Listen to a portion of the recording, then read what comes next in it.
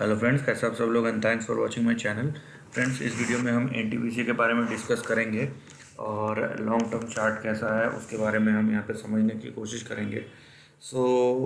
आप अगर एकदम डिटेल चाहते हैं तो इससे पहले मैं कपल ऑफ मंथ्स बैक मैंने इस पर बनाया है वीडियो। एनीहाउ इस पर भी हम डेटा के बारे में डिस्कस करेंगे ही।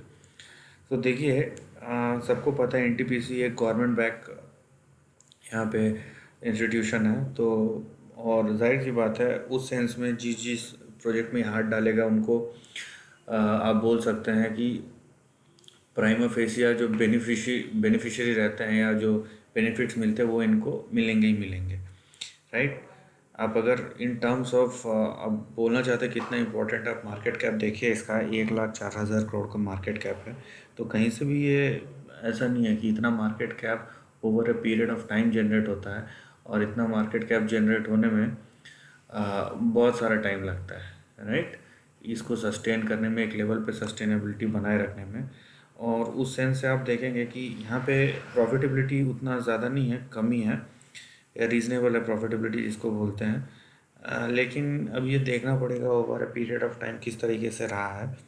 और अगर आप वैल्यूएशन देखेंगे तो ये मार्केट कैप के कंपैरिजन में बहुत रीजनेबली या चीपली वैल्यूड है, ठीक है। प्लस यहाँ पे अच्छी बात यह है कि सेल्स ग्रोथ और यहाँ पे 2-3% का डिविडेंड डील भी मिल रहा है।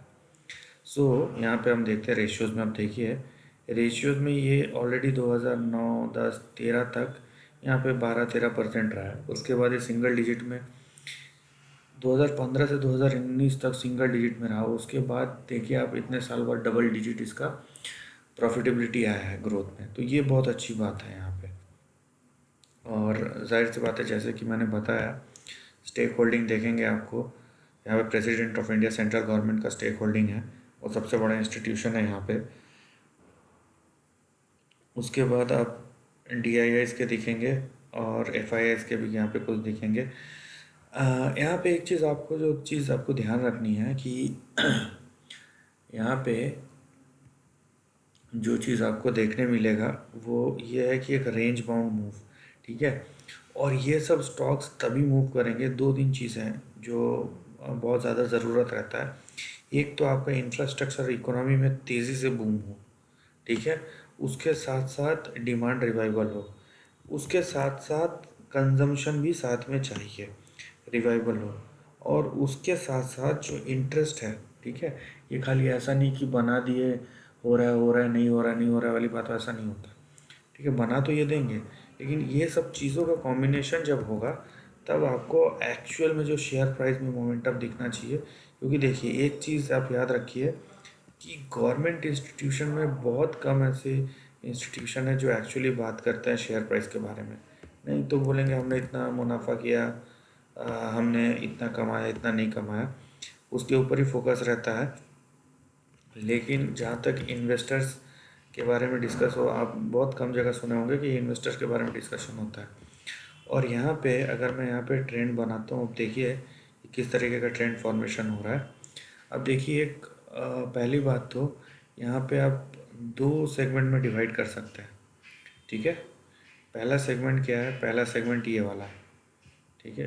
पहला सेगमेंट ये वाला है और दूसरा सेगमेंट जो है वो ये वाला है, राइट। तो अब ये नीचे वाले सेगमेंट में, और नीचे वाला सेगमेंट अगर क्रॉस हुआ तो ऊपर वाले सेगमेंट में जाएगा। मैं ऐसा क्यों बोल रहा हूँ?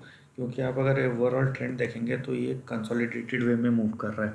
और जब स्टॉक प्राइस कंसोलिडेटेड वे में मूव करता है तो जब तक ब्रेकआउट ना हो, हमें उस रेंज के ऊपर नहीं सोचना चाहिए, नीचे की तरफ भी और ऊपर की तरफ भी। इसी ट्रेंड के अंदर हमको रहना है। बट अगर आप ट्रेंड को देखते हैं, आप यहाँ पे प्रोबेबिलिटी समझ लीजिए। तो सबसे इम्पॉर्टेंट आपका इमीडिएट सपोर्ट लेवल, अब देखिए आपका पहला सपोर्ट लेवल आता है 97 पे, 97 की, और ये सब लॉन्ग टर्म्स है, ठीक है। 97 के बाद 86, 86 के साथ इमीडिएटली 84, और 84 के नीचे गया तो बड़ा सपोर्ट आता है आपका 74। अब देखिए यहाँ पे मल्टीपल रेजिस्टेंस है, लेकिन 74 के नीचे जो है, 74 के नीचे ट्रेंड जो है ब्रेक हो जाता है। तो अगर 74 के नीचे जाता है तो टेक्निकली हमारा जो ट्रेड है वो क्लोज हो जाना चाहिए, ठीक है। क्योंकि वहाँ पे रिस्क रिवॉर्ड जो है वो रिस्क की तरफ ज़्यादा चले जाएगा। वहीं आप देखिए कि आपका पहला जो टारगेट या रेजिस्टेंस है वो कहाँ पे आता है, ठीक है। सो यहाँ पे अगर आप देखते हैं, यहाँ पे देखिए आपका पहला टारगेट या रेजिस्टेंस आएगा यहाँ पे 109, जहाँ से शेयर प्राइस जाके वापस आया है।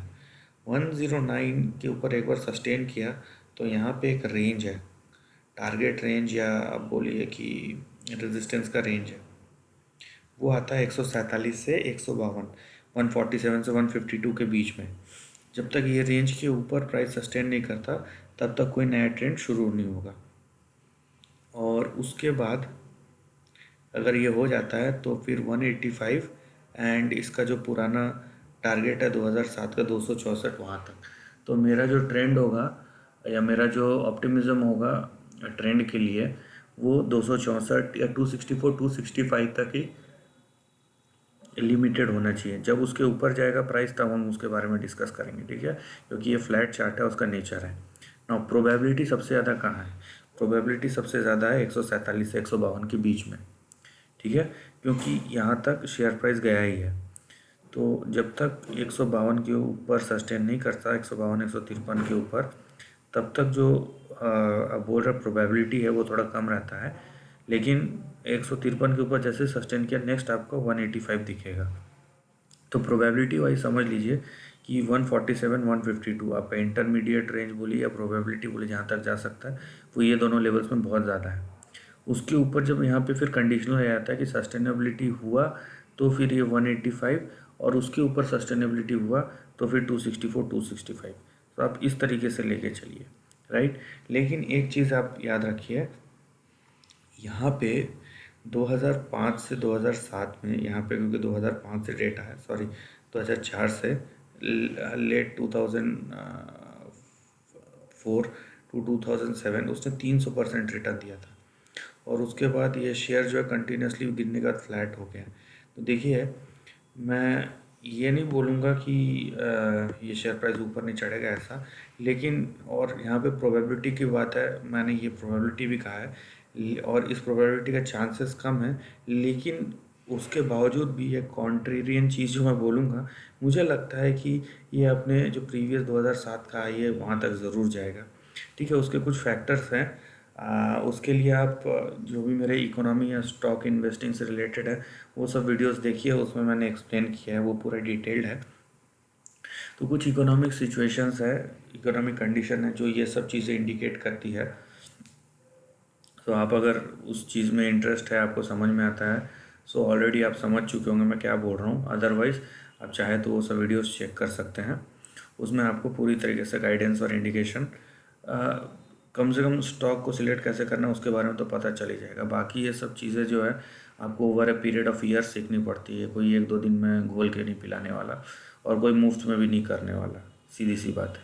तो this is the end of the video दोस्तों। वीडियो पसंद आए तो लाइक और शेयर कीजिए, थॉट्स कमेंट सेक्शन में लिख के बताइए, और ऐसे नए कंटेंट के लिए चैनल को प्लीज़ सब्सक्राइब कीजिए। Lastly, take care of your family and friends.